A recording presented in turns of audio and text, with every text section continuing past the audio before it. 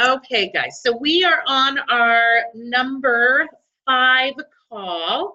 And so we had some fun stuff going on. Let me pull up here our It's a bone. what are you We do have the share. Oh, It's just a bone. do you want me to mute you, Rose? Sorry. Oh, that's all right. Oh, there, she means her. So I just want to make sure before you start talking about me. All right, let's do this. Let's go on here. I'm going to share with you guys and we'll go so I can see you guys at the same time. Okay, good. So we're on our call number 5. So it's just been a big week. It's been a big month. Again, we're blowing it out of the water. I can see on our team stats for recruiting is ridiculous. We've already blown those numbers out. But also for our sales and activity has been really exciting too, everything that's going on. So it's been fun to see your guys. You guys have started your contact.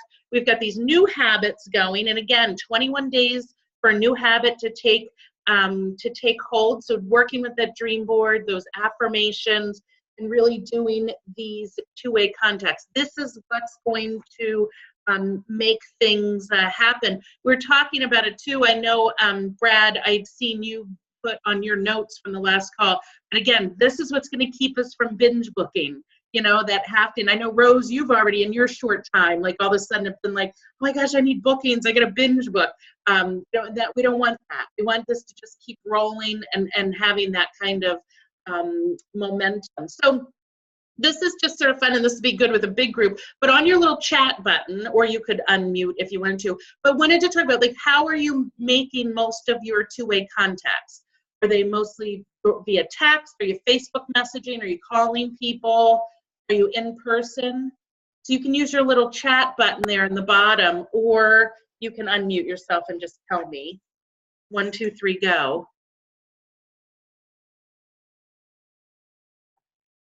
Oh, good. There's Facebook messaging. You're doing Facebook. Oh, good. And so is Brad. Okay, good. So that's fun. So, and that's a lot of what I've been doing as well, is you can sort of grab them. Now, what about this? When you, how many bookings do you think that you guys got this past week from doing those contacts? Oh gosh. Oh no, I can't see what you had. What did you say, Brad? It's not letting me go up and see the thing. 2 and a maybe. I'm working on the maybe. Good, that's good. How about you, Rose? I have 4 and 2 maybes. Yay! That's awesome. So you know what? I think that's it, and I think that you guys, again, in this process, can realize that, you know, if you have to make many more, of course, contacts than actually you get a response from. This is especially true with Facebook. We were just talking about that, Brad, too. You know, and then again, what the number really is, about 1 in 10 people will actually say yes. So if you're looking at that, you know, Brad, if you gave me a list of like 15 or so, like depending on how many people you've 18, actually. yeah. 18, yeah. So 2 out of 18. Yeah, so you're doing 10%. good. Yeah, and Rose, how many? You had quite a few this last week. What would you say? How many people do you think that you talked with?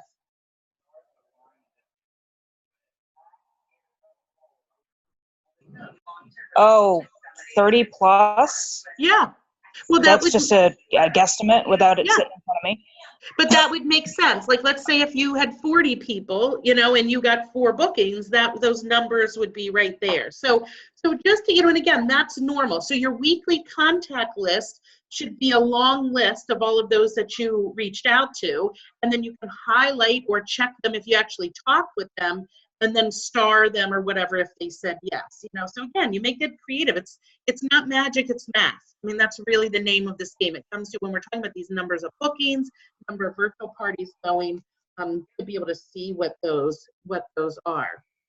I have a question. Sure. Can I ask a question? Yeah, yeah. So for these to count as two-way contacts, though, the people that didn't respond to me technically don't count as a two-way contact, right? No, they don't. Yeah. So Sorry, yeah. Brad. Yeah. No. Yeah.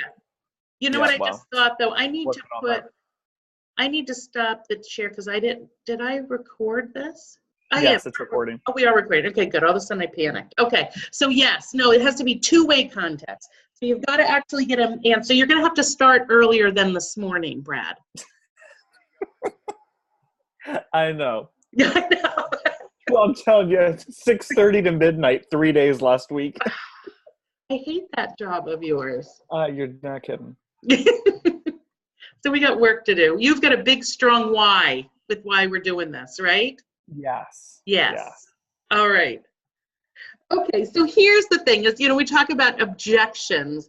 I'm sure that and I know, Rose, you've had, we do some of them and people actually tell us no and give us a reason for why they're not booking a party. And a lot of customers will give you an objection, and what they're really looking for is a solution, right, to their objection. If we can help them find a solution that works for them, they will actually schedule with you. So talk about some of the most common, and this I think will ring true. So how many people have you ever had say that they're too busy, right? Is that maybe something you've heard, Rose? Say I'm too busy to have a party? Or if we're talking cooking. I've had a couple tell me that. Tell they're too busy, yeah. We'll have people cooking shows tell us our house is too small. I don't know many people to invite. I don't have enough friends. This one I love. I tried to have a party before and no one showed up. That's a pretty normal one that we'll hear too. I got that one. You have heard that one, yeah. I always tell them, I go, well, was it a Pampered Chef party? Because that sometimes is different. People come for the food when they're down. So what I want to do is teach you guys like a pretty common, an effective way to handle a lot of these. Feel, felt, found method. When we handle objections, we always want to respond with empathy. We want to acknowledge their feelings. For example, when someone says she's too busy, there's been times when I'm guilty of saying, oh, no, you're not, you're fine. Or, to say that when somebody says something, oh, my house is too small. No, it's good. Like, to actually be able to empathize with them really makes a big difference. So to say instead, when she says she's too busy, oh my gosh, I understand completely. I feel like I'm running every which way lately too. What my guests and hosts have found is that a quick 45-minute Pampered Chef party is a great way to get together and have some fun and take a rest from the craziness. Would during the week or the weekend be better for you to schedule? So you're saying, I totally get it. I have felt the same way, or somebody else, but what I found or others have found is that this is a great way to do this. And then here's the answer. So you also see how I just sort of assumed that she would have a booking and give her the choice between the week and the weekend. If she still says she can't, maybe then I would share some other options, such as a catalog or online party or Facebook party. Again, if somebody says to you, and we're just booking the virtual parties, that if they say I'm too busy, to say, well, that's what's so great about, I totally know how you feel. That's why we've had people really love these virtual parties, because you can do them whenever you want. It takes 5 or 10 minutes out of your day. That's it, just to sort of take care of it. And then you're able to still do that. So another one, maybe if her objection is, so Rose, you had somebody that has said this to you, that they don't have many people to invite, you could respond like, I know just how you feel. It feels like I have just a small circle of friends that I talk to regularly as well. What I love about Pampered Chef is that there are tons of people who love it too. You'll be surprised at how many names that you can think of to invite, and I'll help you brainstorm a list. Another idea would be that you could co-host with a family member or a coworker or a friend, and you could both invite and split the benefits. What are your thoughts about that? So again, giving them sort of an answer, but you see how that is, instead of saying, oh no, you totally know enough people, to be able to go through that and have that conversation. So just make sure to pay attention to those objections that you receive. Remember, acknowledging their feelings are going to be so much more effective. Not everybody's going to be open to a solution, of course, though, and then you just sort of move on. But that's going to be the big reason. So here's and I need to post something for you guys. But here's something. This week's training, I wanted to introduce another system for tracking numbers, like we're doing with our two-way. But we're going to actually, I'm going to post for you, and I should have posted this before. I'm going to post for you a monthly tracker. And this is what we talk about. Winners keep score is sort of the motto here. But what we're going to do is, just like our contacts, we're going to want to start keeping track of your different parties. So like I said to you, Brad, and Rose, I was telling him earlier that I just had these 6, I'm trying to figure out this whole virtual thing. So I had 6 virtual parties go last week, right at the same time. You know, I know how much sales were there. I've got a list of all the guests that were involved. I know where the sales are, how many sales came in, how many bookings came in. I have that tracked as well, because I want to sort of be able to see, you know, what do I need to tweak? What am I missing here? What do I still need a little bit more of? So that's what this monthly tracker is going to, you're going to track the number of shows you held, how many guests were there, what the party sales for each show, how many outside orders if it's a cooking show versus a virtual, how many bookings, and then of course your names and your recruit leads for that. And keeping track of these categories are going to help you grow your business, because of course the numbers don't lie. Seeing these numbers on paper will help you see exactly how many parties you're having with the overall numbers, to see if you're doing as much as you think you're doing. That's another part of it. So let's talk about, real quickly, let's break down these different things one by one and figure out what the average party should look like. Because you've got to have a number. So if you say to me, well, I've got this amount of orders, I want you to know how you're hitting the mark on that. And then you're going to sort of make what your personal goals are. So we're going to start off with the number of shows held each month. So how much do you guys know how many shows an average growing consultant should hold every month? Do you know what that is? I'm assuming like around 8. How about let's do per week? Are you saying for month? Oh, I was thinking for a month. Yeah. Yeah, that's so right. Thinking, like, Yeah, at least but that 2 is a it. week.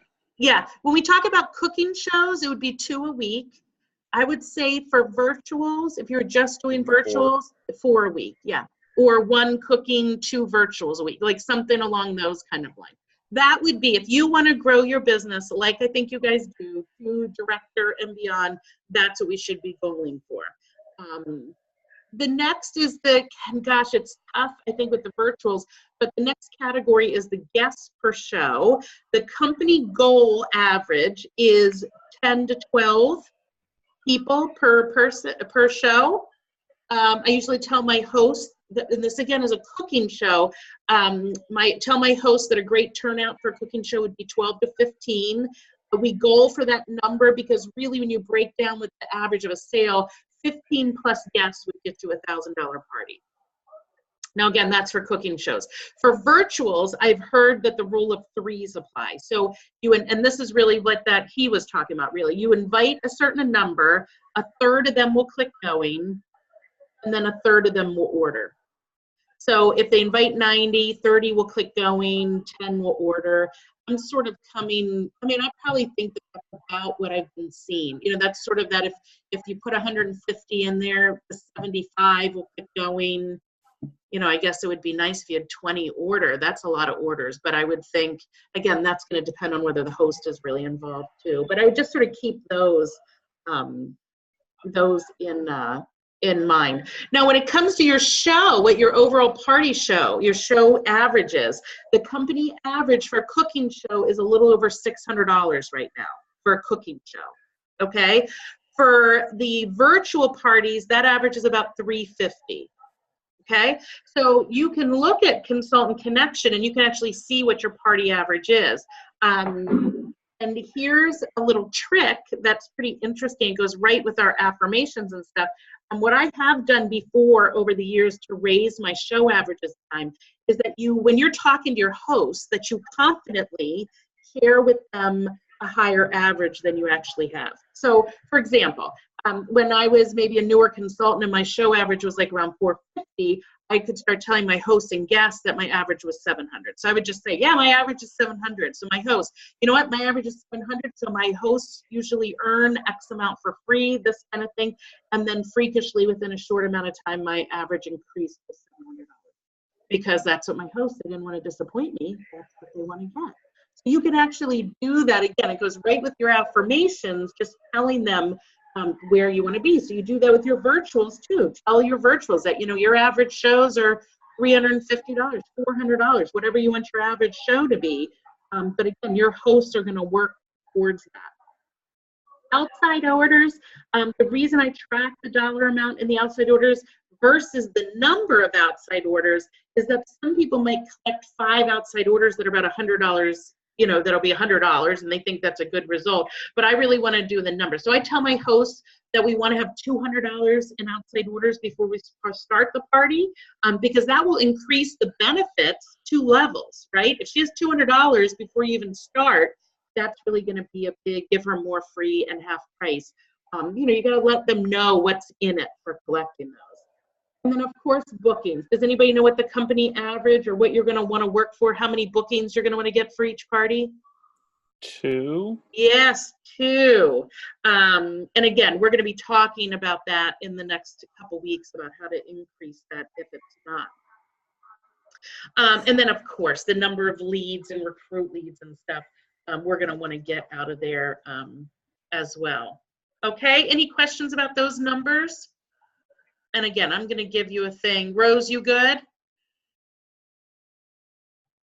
Okay, so this week's theme is that we're going to keep track. Now that we've broken them down and you've determined where you want to be, I would really encourage you even to go back. I mean, Brad, you've just started. Rose, you could go back the last couple months and sort of start tracking to sort of see where those numbers are and plug them in. It's going to show you where maybe we need to work a little bit harder. And if you keep those trackers updated month to month, you're always going to be able to know where you are. And of course, we're going to be keeping track of our 2 ways as well. So here's what our homework is, guys. No more binge booking, because we're going to continue our Miracle Morning routine, maybe add in another saver, one of those saver topics. You're to fill in your monthly tracker for the last 2 months. Brad, you could do that for what you've done this last month, because you've had plenty to put into a tracker if you started one for March. And Rose, it would be interesting to see where you've been, the last few months too. And again, I will post that after that. And then again, we're going to go for the 15 two-way contacts this month again, or this week. I'm sorry, this week again. And I'm okay if those, because we are on this last week with that $39 kit. I am good with that, those being some of the new consultant, if we're going out looking for new consultants as well.